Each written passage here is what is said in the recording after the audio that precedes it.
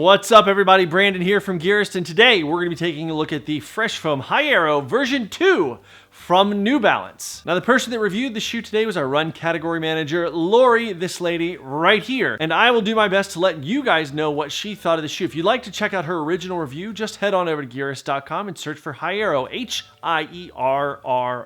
Now, before we get going with this, I want to ask you guys to please subscribe to our channel. Just click that little subscribe button around here somewhere, or just go to the Gearist channel. There's a little watermark down on one of my sides. I think it's over here. Just click on that, go to the Gearist channel, and click that subscribe button. It shows us a huge amount of support. We also love to hear your comments, so if you've got any questions or comments during this review, don't hesitate to leave them in the comments section down below. And now, without any further ado, let's get into the Hierro version 2. Lori actually reviewed this shoe a few months ago, and this was, believe it or not, even though New Balance has been making shoes since 1906, this was the first pair of New Balance shoes that Lori had ever really experienced for herself. Part of this was her attitude that a lot of people have: if it ain't broke, don't fix it. You find yourself this false brand loyalty and sticking with a single brand because you think that's what works, and you're satisfied with the amount of little injury that you have, or just you're okay and willing to tolerate it, what have you. But regardless, this was her first chance in it. With their focus on fit and comfort, Lori now would like to tell you guys all about the Fresh Foam Hierro version 2. As usual in running shoe reviews, we're going to kick this guy off talking about the outsole of the Fresh Foam Hierro version 2. And in this case, New Balance has decided to use Vibram Mega Grip rubber. This is a very sticky yet soft and durable rubber, believe it or not, which is one of those problems that sometimes stickier and softer rubbers tend to break down pretty quickly, but this was not really the problem with this shoe at all. These roughly 3mm deep lugs, as you can see by looking at the diagram here to my side, are reminiscent of other shoes in the Fresh Foam line. We've seen that hexagonal pattern that kind of overlays the thing from beginning to current date. You can also see two very prominent flex grooves right here and right here, one in front of and one behind the metatarsal heads. During her course of wearing these shoes, including the first week out of the box, Lori logged 40 miles just in the first week, and since has logged a lot more. She's had a really good chance to wear them in all kinds of terrain. She wore them in snow and ice, and also wore them in dry, rocky conditions, which are more endemic to parts of lower Colorado that are not up in the mountains. Noting that they were really responsive, one of the things that Lori did point out is that when she was on some of that snowy and icy condition trail, she was using Catula micro spikes, these guys that you can see right here. And these are a great option for getting out there and still having a bit of traction, since no shoe that doesn't have some sort of a stud system or a cleat system like this is really going to be able to grip on ice. On snow is a different story, but on ice, you're going to slip and slide unless you've got some sort of traction device. At the time of her written review, Lori had logged about 75 miles in this shoe, and as of now, she's logged probably closer to about 150. And while she is beginning to see some wear now at about 150, with that 75 miles on it, she could actually still see some of the heat mapping that was etched into the outsole of the shoe. So the durability of the outsole rubber has proved to be really excellent. As we head into the midsole section of the Fresh Foam Hierro version 2, we would note that this is made from a single piece of EVA foam, or in this case, fresh foam, and actually has a 4mm drop with about 26mm of stack in the heel and 22mm of stack in the forefoot. As with the outsole of this shoe, we still see that hexagonal pattern that carries over into the midsole, something that we've seen in all the Fresh Foam shoes, including things like the Zante, the Boracay, and what have you. Although in this case, that pattern has been taken away from that convex concave thing that we've seen in the Fresh Foam line in the past, and it's more of a flattened out setup. Now, as Lori notes, not only was this her first experience in a pair of New Balance shoes, but also her first experience, obviously, in a pair of Fresh Foam shoes.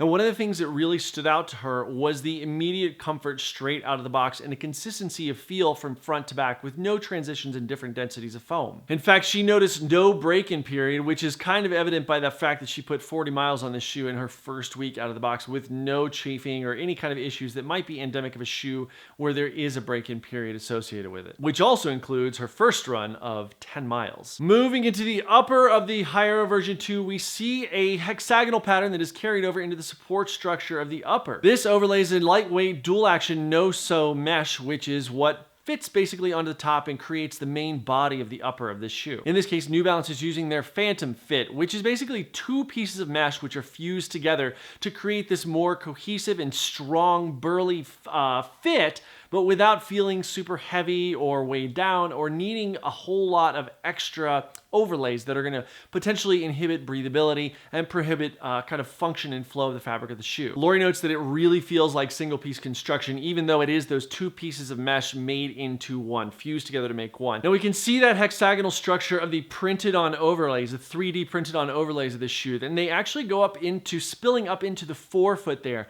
And what we're seeing there is that this is maintained into a heavier section of the 3D overlay, which goes on to create the toe protect toe cap. Now, Lori notes that this goes over the toes there, as you would expect, but it also goes as far back as the metatarsal heads on the medial and lateral side, which she said was really, really great. And I can't say that I blame her because I've been on the same trail she has. Really comes in handy on some of those more technical and rocky trails that we have here in Colorado. However, regardless of the fact that we do see quite a bit of this 3D printed material on here, Lori also notes that it maintains really good breathability. At the rear of the shoe, the collar has a good amount of foam. Now, in general, Lori likes a little bit more foam in that area than I do, but the reasoning for that, as she points out, is because number one, she's got a low volume heel, and it's going to prevent heel lift and keep things from going side to side or having to over tighten the laces to compensate for that. Additionally, it's going to prevent chafing and blisters because it's going to hug the foot and keep things in place. And then kind of tertiary effect of that is that Lori looks at it as a way to keep debris out, because that foam is right up against the ankle in that area and the Achilles area. There's no space for debris to get down inside of the shoe, which she really enjoys. And once again, this is where comfort is king in the fit of this shoe. And speaking of fit, let's talk about it. Now, Lori's foot is a fairly average size, and she did find that this fit true to size. However, she has a pretty low volume heel and then likes more wiggle and splay up in the forefoot and the toe area because she's got that narrow heel, but then it blooms. Her foot kind of goes out the way that a foot should. She found that the shoe actually had a really great fit. And in the rear of the shoe, as I mentioned just a second ago, talking about the upper, it had a nice amount of heel lockdown thanks to that foam, as well as just the general construction of the heel counter. And in that area, it's pretty rigid, so it's going to provide a nice amount of structural integrity from the shoe. Now, when Lori runs, she is very much a forefoot runner. I can attest to this because I have run probably thousands of miles with her, and this is one of those things where she's way up on that forefoot. And in that case, a lot of people that run with that more forefoot style, I don't mean whole foot, I mean very forefoot, you want some more room up in the forefoot and the toe box of a shoe, and she found these to be really, really accommodating when it came to that. Now, in terms of wide feet, because there are those of you out there who definitely have wider feet, this actually comes in wide width. So the B width is standard for the women's shoe, D width is standard for the men's shoe. However, this also comes in 2E and wait for it, 4E shoes, which is basically like a square. But in any case, you can definitely use that. Now, let's say, for instance, that you're a woman who's got a wide foot and you don't know which way to go. The men's D is not enough. The men's 2E is not enough. And they don't make the 2E and the 4E in a women's, but you want to go with a wider shoe. Here's the translation really quickly. It's basically a size and a half. So in other words, if you wear a women's 8, you're going to wear a men's 6.5, which I don't think they make. But let's say you wear a women's 10, you're going to wear a men's 8.5. That's kind of how that translation works. It's a size and a half translation. So if you had a wider foot, like a 4E width foot, and you wore a women's size 9, you would go ahead with the 7.5 in the men's 4E. Lori's favorite thing is that the fit of this shoe really complemented very well the feel of that fresh foam underfoot, that consistent feel front to back, where the foot is just really feeling just kind of an even feel without being something that you feel all these different parts, or you feel rigidity in kind of the torsional section in the midfoot there, something that's trying to control your foot. She really liked the fact that this is a very cohesive overlay system on the upper there that really hugs the foot, keeps it in concert with the midsole and the outsole, but there's not a lot of changing. There's nothing where you're going to notice a different feel from the rear foot to the forefoot, as she points out. And while this is definitely a trail shoe, and that is primarily what she used it for, in some of those transitional spots where she found herself on road or a path or just a pavement sort of situation, they really felt good in that zone as well. Lori found that comfort was really the name of the game with this shoe. As I mentioned a second ago, you've got that comfortable and consistent feel from front to back. The upper is comfortable and consistent, and this is one of the things she was most impressed with, whether it's from a technical trail to a more cruisy trail to even a little bit of road. The performance, durability, and versatility, as well as the comfort to this shoe makes it really a game changer for somebody who's looking for a one shoe quiver. This may just be it. And while I tend to say that if you're going to use a trail shoe on road, be careful because it might wear through those things and you're going to compromise the durability and grip on trail.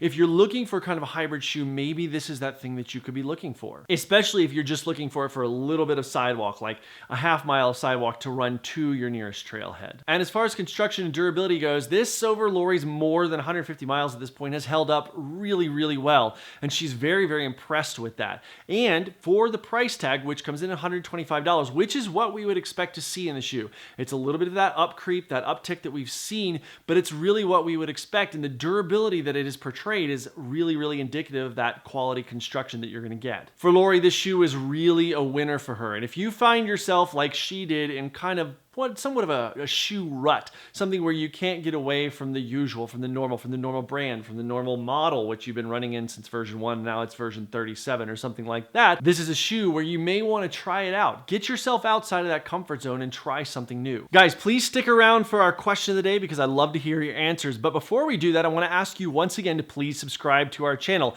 You can just go to youtube.com/Gearist or /thegearist, either one works, and subscribe to our channel. It would really mean a lot to us. You can also reach out to us on all the socials, twitter.com/thegearist because some 12-year-old kid in Malaysia owns Gearist, instagram.com/Gearist, facebook.com/Gearist, all the Gearists everywhere. Just search for us. We would love to hear from you. You can also email info@gearist.com if you like the plain old-fashioned email, or if you really want to send us a letter or something, let me know and I'll tell you where to send it. If you've got any questions or comments about this video or any of our videos, please don't hesitate to leave a comment down in the comments section below. And there are those of you, I should point out, who have seen like an error, like we did a video review the other week that was a little bit out of focus and I didn't notice it until after the fact. However, some really kind commenters among you, rather than being douchebag internet trolls who are like, out of focus, asshole, you guys really did a really wonderful thing. We're like, hey, are you a little bit out of focus here? Just thought I'd point it out. Thanks. I love that type of stuff. Tell us, we want to hear these things. We probably noticed before you did or around the same time as you did. But when you guys tell us those things, it means a lot because it means that you're there supporting us, wanting to do our best, and that means so much. So thank you so much to those of you that have done that, and thank you all for your constant support. And now, here is our question of the day. Are you in a shoe rut? Let's hear it. If you've run in the same shoe, let's say you've run in the Nike Pegasus since version 1 and now they're on version 34 or 35 right around the corner. Is that your shoe? If so, is it because it's been consistent? Because we know there have been changes over the years.